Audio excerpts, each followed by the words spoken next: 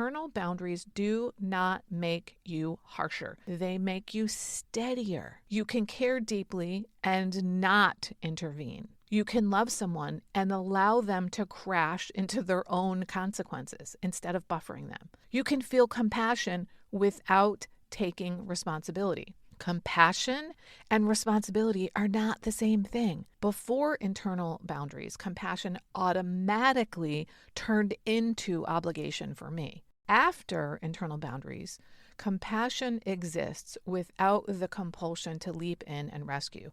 That's the shift. Hi, I'm Barb Nangle. I want to welcome you to my podcast, Fragmented to Whole: Life Lessons from 12-Step Recovery. If you're tired of feeling fragmented and overwhelmed, this podcast is your guide to creating a life of wholeness, authenticity, and healthy boundaries. I'm a woman in recovery who is also a boundaries coach and speaker. I share raw and honest insights from my own journey and the principles of 12-step recovery. Discover how to set boundaries without guilt or shame, overcome people-pleasing tendencies, manage your emotions effectively, cultivate a stronger sense of self, and build healthier relationships. My approach is raw, honest, and sometimes a lot sweary. I'm an avid beachcomber and a formerly closeted fan of the Hallmark Channel, especially Christmas movies. I wear fingerless gloves almost all year round because my hands are always cold, and I love taking pictures of license plates with my initials BN on them. I don't speak for or endorse any particular 12-step program of recovery. Though I'm a huge fan of 12-step recovery and a member of two such fellowships, I cannot speak for them. If you're ready for real talk and practical tools for transformation, keep listening. This is episode 343. Other people's chaos is not danger. How to build internal boundaries. A few days ago, I had coffee with a former sponsee of mine from ACA. We started working together about 8 years ago. I'm not going to share her name, but I will tell you this. When we first started working together, she was completely enmeshed with her parents.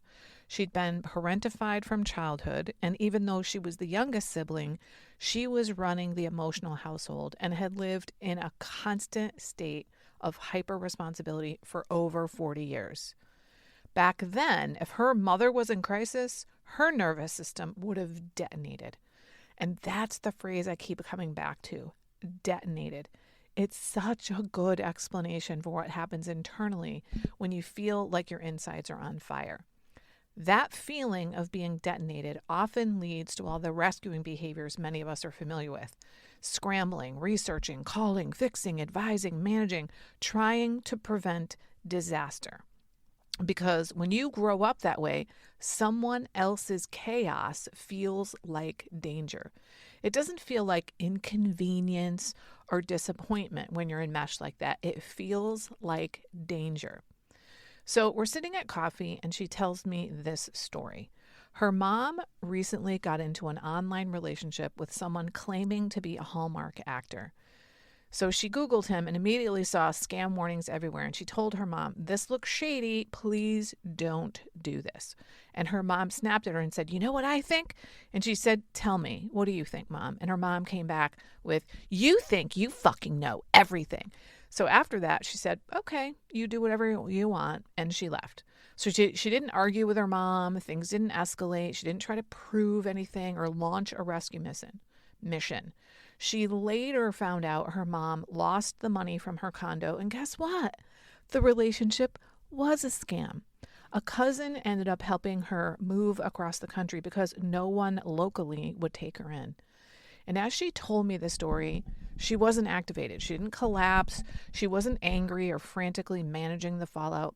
She said something so simple and so powerful. "I feel badly for her, but I don't feel responsible for her." That is an internal boundary. And what's wild is that mirrors my own story regarding my brother. In case you haven't heard me talk about it briefly, the story is this. A mutual friend called me and told me my brother was in crisis. He'd been hospitalized. Our childhood home was going for auction. And he said, "You need to do something. He's your brother." And I said, "Yep, he's my brother." And I've spent my entire life rescuing, fixing, and saving people, and I'm not doing that anymore. I still help people all the time, but you know who I help? I help people who help themselves. So, no, I'm not going to be helping him. Now, I had zero difficulty with that. I didn't go into a guilt spiral. I didn't attack myself, not because I didn't care, because I have boundaries. Now, as you also may have heard, things have changed drastically since that phone call from my friend last year. My brother and I have reconnected and reconciled, and he stays with me on and off for now while he's working to buy another home. So that right there is proof that boundaries don't necessarily disconnect you from people. Even if they temporarily disconnect you from people, it doesn't mean it's permanent. And I would argue that I'm connected to my brother now in an authentic way for the first time ever because of my boundaries. This is an example of what I mean when I say I don't set boundaries anymore. I have boundaries. In the beginning, I absolutely had to set them. I had to talk to myself and say things like, I'm not a bad person. It's not happening to me. It's not my job to rescue other people. I can help people anytime, but I don't rescue them anymore. That was active work. And don't get me wrong, it was fucking hard. That was installing internal guardrails. Because when you've been a rescuer your whole life, not rescuing feels like you're doing something wrong, like you're a bad person or mean. It feels cold. It feels dangerous.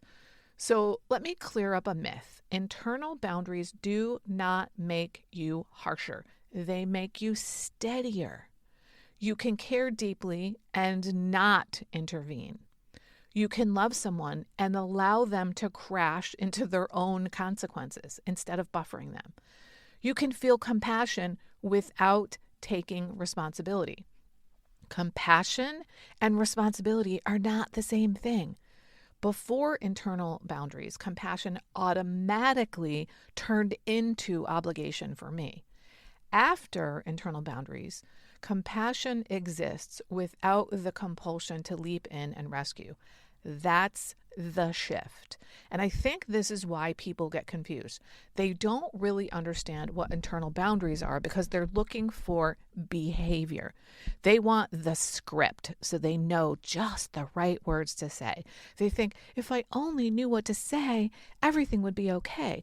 And though the words are important and they are helpful, having them doesn't mean you can actually speak them in the moment, or that you can stand behind them once they've come out of your mouth. Internal boundaries are not primarily about what you say. They're about what doesn't happen inside you. There's no spiral, no self-abandonment, no collapse or caving into what others want, no compulsion to fix in order to regulate your own anxiety. That's the effect. So the real question is how? How do you build internal boundaries? So here's the process. And I'm going to actually list these in the show notes if you want to be able to copy and paste them. So first, you notice the activation. Maybe your chest tightens, your brain speeds up, you start planning solutions, you feel a sense of urgency. That's your old wiring saying, danger, danger, danger. Second, you interrupt the automatic meaning. Instead of, if I don't fix this, I'm bad, you consciously insert something new. It's not happening to me. I can care without intervening.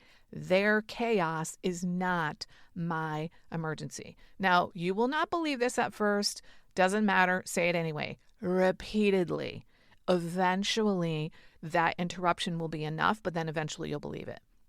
Third, you separate compassion from responsibility. You can say internally, I'm so sorry this is happening to them, without adding, and therefore I must solve it. Fourth, you tolerate the discomfort of not intervening. This is the hardest part. Your nervous system will scream. It will tell you things like, you're selfish, something terrible will happen to them, and if it does, it will be your fault. By the way, it's not your fault.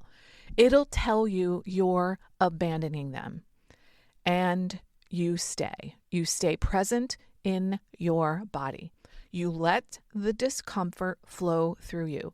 It won't stay. It's energy that morphs and changes. You don't fix in order to make the anxiety go away. You let it pass naturally. Fifth, you allow consequences to unfold for them. This is where you integrate these changes into your very being. It's like installing these boundaries inside yourself energetically. When you stop intercepting reality, reality teaches. That means people get the real, natural consequences of their behavior instead of you being a buffer for their consequences. And over time, your nervous system learns something revolutionary. Other people's chaos is not danger. Let me say that again. Other people's chaos is not danger. When that belief shifts, everything changes. You don't need to be a jerk. You don't need to posture. You don't need to defend yourself. You don't need to over-explain or even regular explain yourself. You don't owe people explanations about your boundaries or your decisions. You just stay with yourself. Now, my former sponsee used to say all the time in early recovery, at least I was present, at least I was present, at least I was present, because before that, she had constantly been dissociating in one way, shape, or form. Now, she's steady. She later realized that she had made every decision in her life from fear. Fear about money, fear about security, fear about the future. Now, she's living from choice. That is not a personality change. That is internal safety. And that's what internal boundaries create. Internal boundaries create internal safety. And internal safety allows you to remain whole in the presence of someone else's crisis. So the way I say it is I can be rocked by things that are happening, but I can't be shattered by them the way that I used to because I am whole. You're not cold or punishing, you're whole. And wholeness means grounded. It doesn't mean perfect. It doesn't mean rigid. It means grounded. Now, if 5 years ago your nervous system would have detonated and today it doesn't, that's not luck. That's internal boundary work. And if you're listening to this thinking, Barb, I still detonate, that's okay. You start where I started. You set boundaries internally until you have them. You talk to yourself. You interrupt those automatic thoughts. You stay in the present moment and you practice over and over and over again. And one day you'll realize you're in a situation that used to level you and you're steady. And that's when you'll know you don't just set boundaries anymore, you have them. If you're feeling overwhelmed or carrying a lot right now, I want to let you know about something I created. It's a short audio called Arriving and Catching Your Breath. It's not a lesson and it's not a next step. It's just a place to pause and settle a bit when things feel like too much. If it helps, you can find it at higherpowercc.com/arrive. No fixing, no decisions, just a place to land.